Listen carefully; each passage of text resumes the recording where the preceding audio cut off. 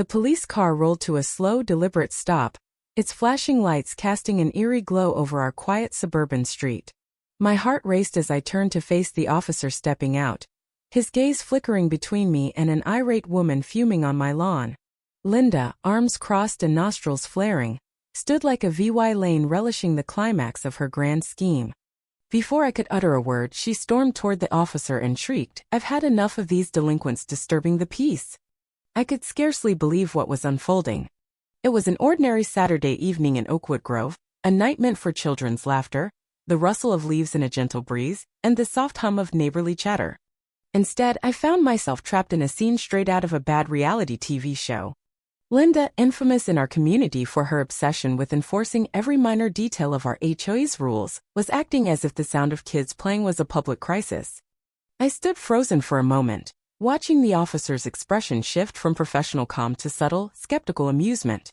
It was clear even then that things weren't as straightforward as Linda wanted everyone to believe. Her rigid stance and scowling face only highlighted the absurdity of the moment. The flashing lights, the hushed murmurs from neighbors, and the strange calm in my own voice hinted at something else entirely. This wasn't about rowdy kids at all. Little did Linda know. Her 911 call was about to backfire spectacularly. As I glanced at my lawn, where my kids had been joyfully kicking a ball and laughing just moments before, I felt a surge of responsibility, not just to defend their right to play, but to stand against what I knew was an abuse of authority.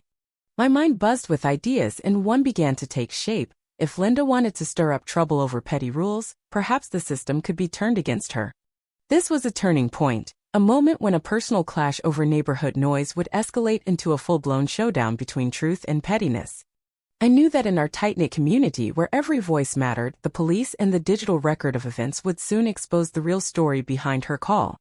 Silently, I vowed that Linda's overzealous antics would not only be revealed but would come back to haunt her, forever shifting the balance of power in Oakwood Grove. Oakwood Grove was the kind of suburban enclave where pristine lawns and cookie-cutter homes screamed of a community obsessed with order. Every fence was painted the approved shade of cream, every mailbox identical, and even the sun seemed to rise and set on an HOA-approved schedule. In this tightly controlled world, any deviation from the norm drew instant scrutiny. At the heart of this rigid system was Linda Carter, known to all as HOA Linda. In her mid-50s, always dressed in crisp blazers, Linda wielded her clipboard like a scepter. She patrolled Oakwood Grove daily, her sharp eyes catching every misaligned shrub or slightly oversized lawn ornament. For Linda, upholding a flawless community wasn't just a job, it was her life's mission. I, on the other hand, believed life was meant to be lived with a bit of spontaneity and joy. My home sat on the edge of Oakwood Grove, with a sprawling backyard that doubled as a playground for my two lively kids and a haven for our family traditions. My children, full of energy and spirit, could often be seen running, tossing a ball, or laughing under the open sky. Their giggles were the pulse of our home, bringing warmth to an otherwise sterile neighborhood. While many neighbors followed the rules without question, I cherished the small freedoms that let my family be ourselves, an approach that sometimes clashed with the HOA's strict standards. I took pride in my kids' ability to play outside, to be active and free.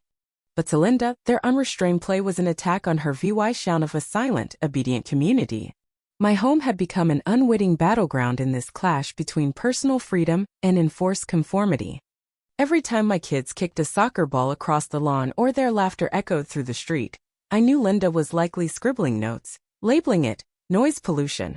While I embraced the joyful chaos, Linda saw it as a disturbance that had to be crushed at all costs.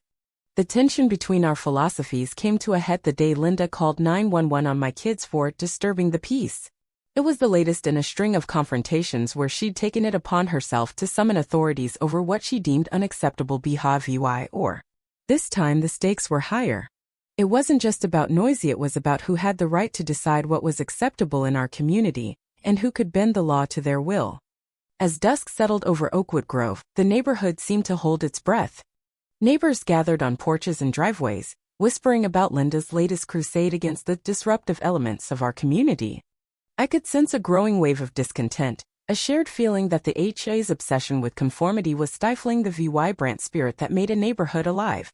Amid the quiet murmurs of frustration and a rising call for fairness, the stage was set for a dramatic showdown, one that would force Oakwood Grove to rethink what it meant to live together under an overly rigid code.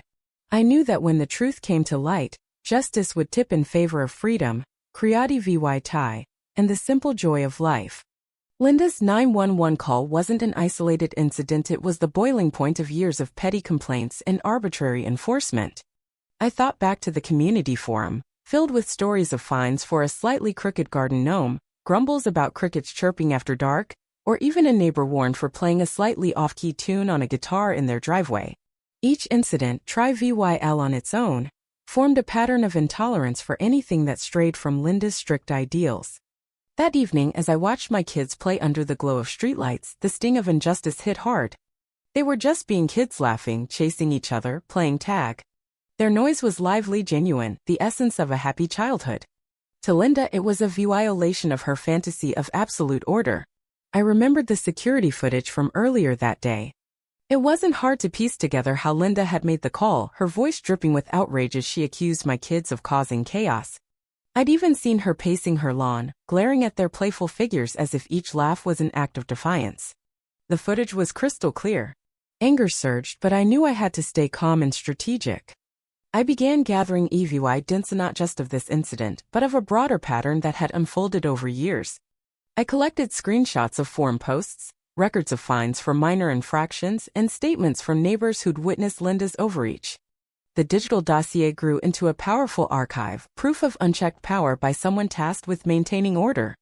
Determined to make a difference, I decided to fight back with a bold move. I reached out to a group of neighbors who, like me, valued liveliness and Creati vy tai.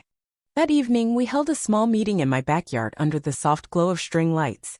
Over coffee, we shared stories of past grievances and frustrations with the endless petty fines.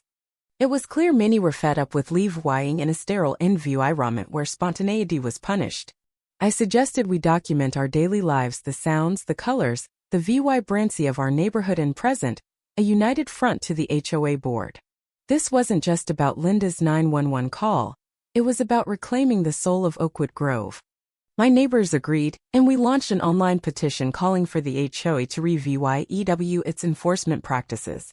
The petition gained traction fast, with hundreds of signatures and thousands of supportive comments. I contacted local bloggers to amplify our story, stressing that children's innocent play was under attack by an overzealous enforcer. Every shared post sparked broader debate about the right to a joyful life versus bureaucratic overreach. Meanwhile, the police report from Linda's call arrived, confirming what I'd suspected. The noise was typical of kids playing, not a disturbance. It was Linda's actions that had caused the real disruption. Shared online, the report strengthened our case. By week's end, the movement had snowballed. Neighbors who'd once stayed quiet began speaking out, organizing protests outside the HOA office and passing out flyers that read, "Let kids be kids." Our petition soared past 1,000 signatures, and every shared video of the incident added fuel to the growing outcry. Linda's call had become the tipping point in a long battle between arbitrary rules and the right to live freely. Preparing for the public hearing was both logistical and emotional. I spent hours organizing evidence, rehearsing my statement, and coordinating with neighbors to ensure our voices would be heard. The stakes were high not just for my family's right to let our kids play, but for the entire community's fight against an overzealous enforcer who'd turned harmless noise into a legal issue. The stage was set for a final reckoning that would force the HOA board to confront Linda's absurdity and decide whether Oakwood Grove would remain under the thumb of petty fines or embrace a future of freedom and joy. In the days leading up to the hearing, Oakwood Grove buzzed with activism. Social media exploded with videos of the incident, clips of Linda's heated 911 call and passionate posts from residents defending the right to play. Hashtags like the Let Kids Be Kids and the No More Linda trended locally, fueling a movement that spread beyond our quiet street. Local news outlets covered the story, interviewing neighbors and capturing the raw emotions of those fed up with the HOA's overreach. It's not about noisy, it's about our right to live without being policed by someone who takes herself too seriously, one reporter noted, filming kids laughing in their yards. Inside the HOA board, tension mounted. Emergency meetings were held behind closed doors and leaked emails revealed cracks in their support for Linda. Some board members, once her staunch allies, began questioning whether her escalation served the community. Children playing isn't a disturbance, it's a sign of a healthy neighborhood, one board member wrote in a memo that spread online. Our petition crossed 1,000 signatures, and community centers hosted gatherings where residents voiced their frustrations over unjust fines.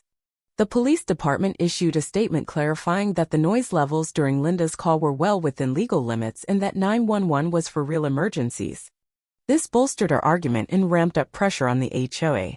The idea that someone could misuse a critical resource for tri-VYL matters sparked heated debate across Oakwood Grove. As the hearing neared, I poured hours into preparing my testimony, compiling evidence and rallying neighbors. Late one evening, I hosted a small gathering at my home with those most affected by the HOA's rules.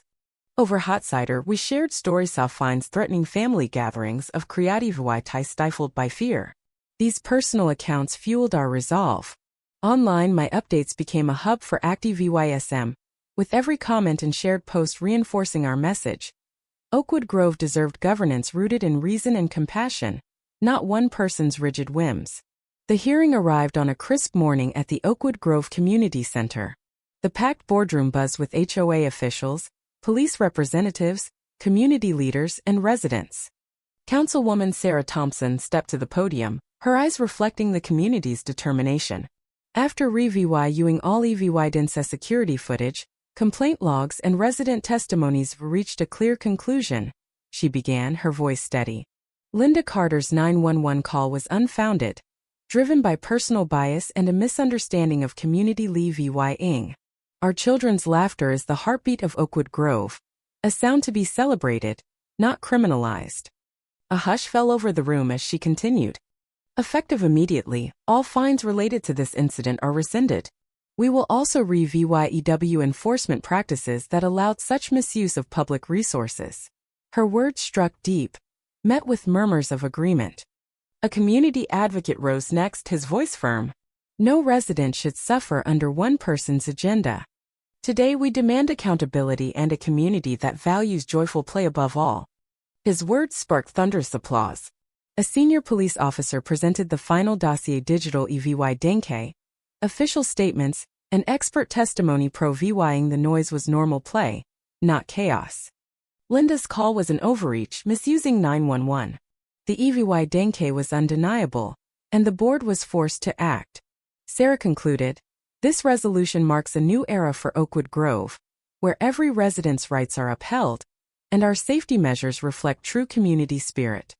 We stand for justice, compassion, and the right to live, play, and laugh freely." Her words sealed the turning point, shifting the balance of power. The days of arbitrary fines were over, replaced by a future of respect for joy and freedom. In the weeks that followed, Oakwood Grove transformed. News of the rescinded fines and reforms spread through media and social networks, sparking debates about property rights and emergency services. Editorials hailed "a new dawn for Oakwood Grove," celebrating the community's stand. Hashtags trended widely, reinforcing our resolve. Town halls saw record turnout as residents envisioned a future where individuality and life sounds were embraced. "Our community isn't a silent museum," one resident declared. Within the HOA and police, new training focused on ethical enforcement and fairness. Regular audits ensured no repeat of past abuses. For me, the journey from Linda's call to the reforms was personal. Defending my kids' right to play had ignited a movement far beyond my lawn. The digital evidence became a symbol of resistance, a call for every resident who believed in celebrating life. Linda, once the HOA's iron fist, became a cautionary tale, her influence fading as her overreaches were exposed. At a celebratory event in Oakwood Grove's park, residents gathered under a banner reading "Unity, Freedom, and Justice." Sarah spoke. "Today we celebrate not just our children's laughter, but our community's soul." The applause was a vow to protect our freedoms. Each sunrise now carried the promise that Oakwood Grove would forever be a place where joy, creativity, and life sounds were celebrated, not silenced.